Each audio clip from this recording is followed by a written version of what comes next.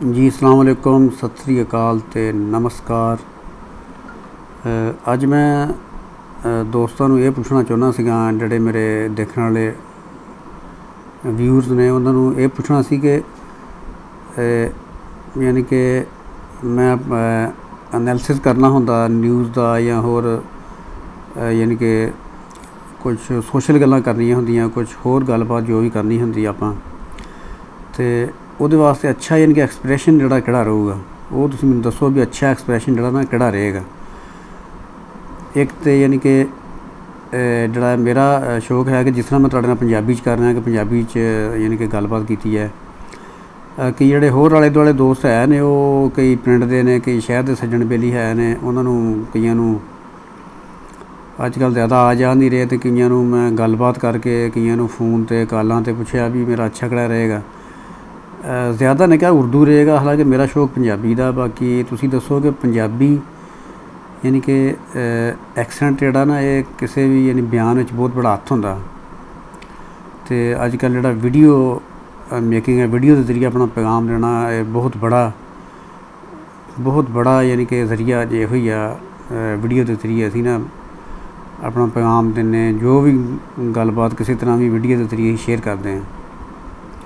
तो इस वास्ते तुसीं दसो कि सब तो अच्छा जोड़ा यानी कि तुहानूं किहड़ा अच्छा लगदा कि मैं पंजाबी च यानी कि करां, पंजाबी च वीडियो बनावां या उर्दू च बनावां।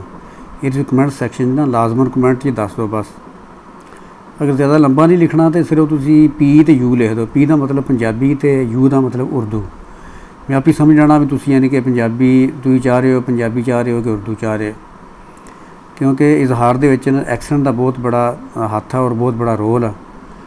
तो बाकी होर सुनाओ, ठीक ठाक हो, ज़बरदस्त हो, सैटमेंट हो।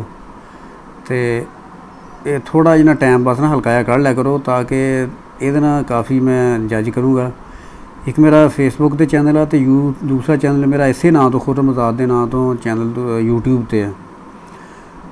उहदे उत्ते भी मैं इसे च ही थोड़ा ना इसे रोले च ही रहा कि मैनू ना यानी कि किहड़ा यानी कि मीडियम किहड़ा मैं यूज़ करा, उर्दू मीडियम लवां या पंजाबी मीडियम लवां। क्योंकि पंजाबी मीडियम तो काम कर रहे हैं लेकिन पंजाबी मीडियम तो कम लोग आ, साढ़े कम लोग आ। ज़्यादातर अजकल लोग जिस सुनते हैं हरजीत सिंह औलख साहब ने, और हरजीत सिंह औलख साहब वो एड्डा सोहना किसी माँ का पोता, किसी माँ ने एड्डा सोहना पुत जम्मिया भी वो ज़बरदस्त इंडिया के उत्ते और मुसलमाना दे, कश्मीर ते और बाकी सारे पासे बिल्कुल बड़ा ज़बरदस्त एनालिसिस करते। सही यानी कि एक बार यानी कि सही तरह ना वो बंदा जोड़ा ना एक बार तोल के रख देंदा कोई शहर भी, कोई चीज़ है किस तरह की कोई चीज़ है किस तरह। तो बाकी उर्दू तो काफ़ी ने लेकिन पंजाबी घट ने। पंजाबी एक साड़ी माँ बोली जबान है, बड़ी ज़बरदस्त है। तो ये तुसीं दसना हुण कि पंजाबी च यानी कि मैं गलबात पंजाबी च करा करां या उर्दू च करा करां, ठीक है। लाजमन एहदा ना दसो एहदा। ते